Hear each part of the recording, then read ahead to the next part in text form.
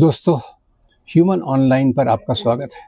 समाज में सद्भावना को ज़्यादा विस्तार करने के लिए ये चैनल सतत काम कर रहा है। आज मैं बात करूँगा महात्मा गांधी की शहादत दिवस के बारे में।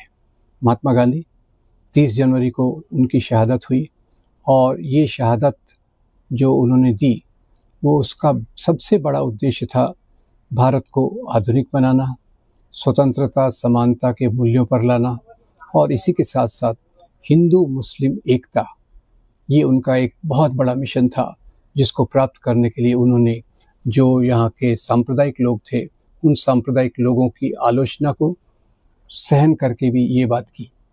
और जैसे उन्होंने सत्य और अहिंसा की बात की, साथ ही साथ उन्होंने सत्याग्रह ये एक सामाजिक राजनीतिक प्रयोग के लिए सामने लाया, जिसमें आप हिंसा की बात नहीं करते, आप समाज को जोड़कर अन्याय के खिलाफ लड़ते हैं और अन्याय के खिलाफ आवाज़ उठाने के लिए पूरी हिम्मत से काम करते हैं। ये महात्मा गांधी ने पूरी दुनिया को दिया। खैर, उनको मानने वाले आज दुनिया भर में हैं।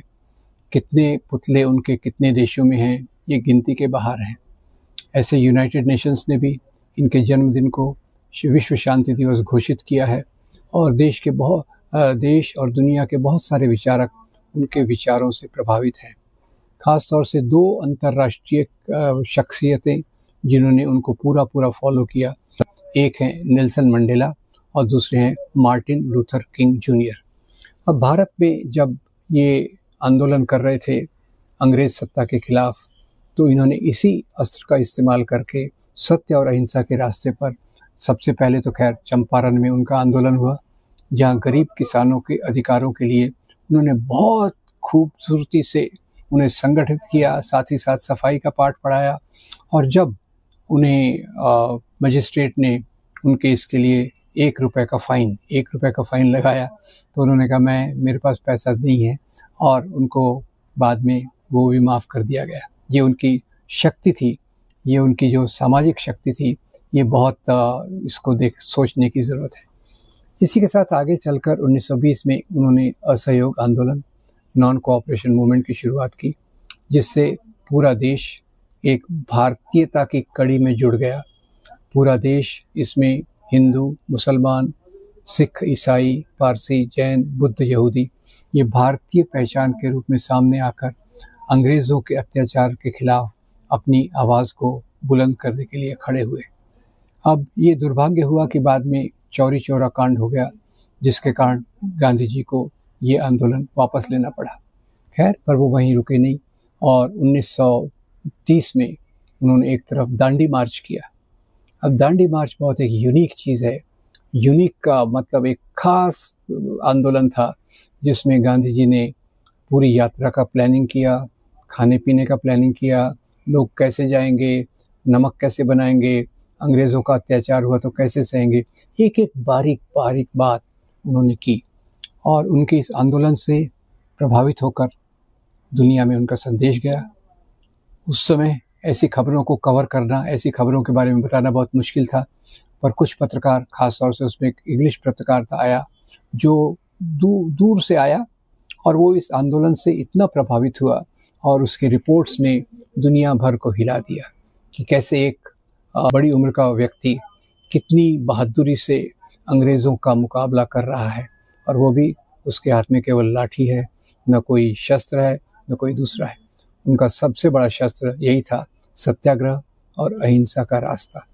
दांडी मार्च के साथ ही साथ उन्होंने सिविल डिसोबीडियंस मूवमेंट यानी नागरिक असहयोग आंदोलन भी चालू किया।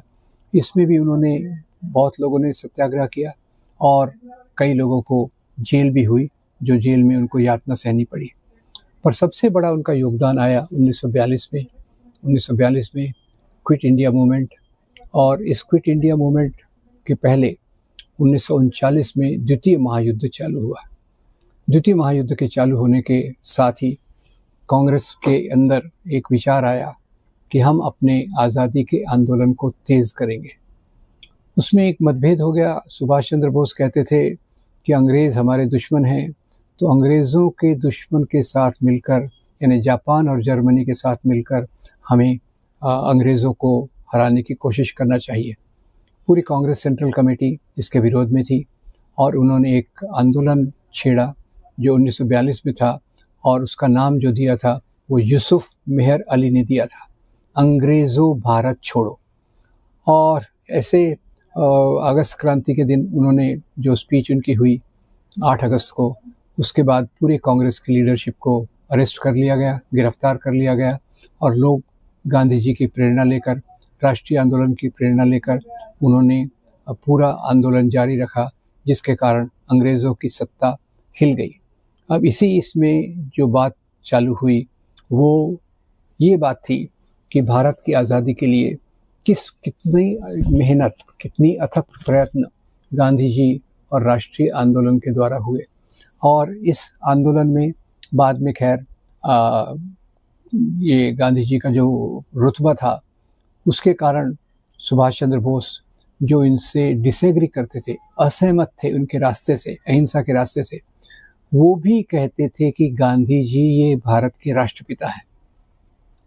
दूसरी तरफ हमारे राष्ट्रीय कवि गुरु रविंद्र टैगोर ने उनको महात्मा की उपाधि दी। तो ये दर्शाता है कि उनका प्रभाव केवल सीमित तबके पर नहीं था। जो उनके विरोध में थे वो भी उनके आदर करते थे कि उनका तरीका एक आदर्श तरीका था। और आज के समाज में, सभ्य समाज में, अगर हमें लोकतंत्र बनाना है, लोकतंत्र मजबूत करना है, तो यही गांधी के रास्ते पर चलकर हम देश का विकास कर सकते हैं, लोगों को जोड़ सकते हैं। तो जो ये 3 चीज़ें हैं, स्वतंत्रता, समता, बंधुता और न्याय, इसमें सबसे बड़ा योगदान गांधी जी ने जो दिया वो था बंधुत्व का। बंधुत्व का कि जब तक लोगों के बीच में बंधुत्व नहीं होगा तो समता और न्याय लाना मुश्किल है। तो इसके लिए उन्होंने जो प्रयत्न किए हिंदू मुसलमानों को जोड़ने के लिए, उनके खिलाफ जिस प्रकार की हिंसा उस समय हुई थी, उस हिंसा में ये अकेले गए, साथ वहाँ स्थानीय लोगों से मिलकर इन्होंने हिंसा पर काबू पाने की पूरी कोशिश की। यहाँ तक कि वेस्टर्न फ्रंट पर हिंसा हुई तो माउंटबेटन उस समय जो गवर्नर जनरल थे, वाइसराय थे, उन्होंने पूरी सेना लगी थी और पूरी फ्रंट पर जहाँ हिंसा हो रही थी उसमें गांधी जी अकेले काम कर रहे थे। और यहीं से वो शब्द आया, वन मैन आर्मी। और माउंटबेटन ने गांधी की तारीफ की कि आप अकेले ही पूरे इस तौर से वहाँ शांति स्थापित करने में काम कर रहे हैं, ये बहुत सराहनीय है।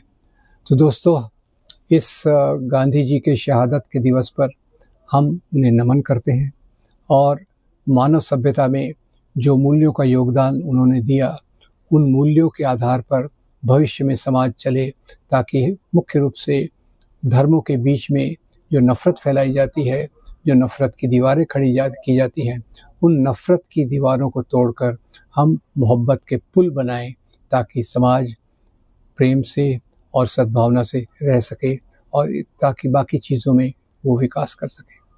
आपका बहुत धन्यवाद। Thank you very much.